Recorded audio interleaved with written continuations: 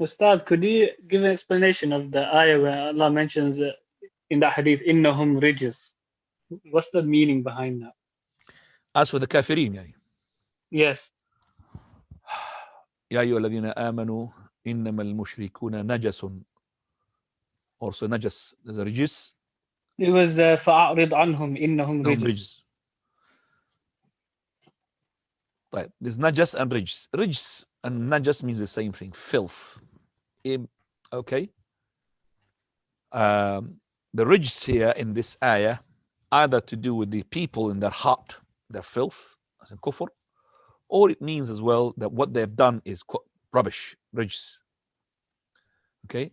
فَإِنَّهُ رِجْسٌ مِّنْ عَمَلِ الشَّيْطَانِ. Rijs means something which is bad, filth. So it could be refers to the person, as is out of iman, empty of iman, kafir, rijs. So when Allah subhanahu wa ta'ala, Surah At-Tawbah, He says, إِنَّمَا الْمُشْرِكُونَ نَجَسٌ فَلَا يَقْرَبُوا الْمَسْجِدَ الْحَرَامَ بَعْدَ عَامِهِمْ هَذَا. They should not be approaching the Masjid al-Haram. Yeah, najas means filth in their hearts. It doesn't mean filth that I can't touch them. Filth that if I touch their hand, I'm going to make wudu.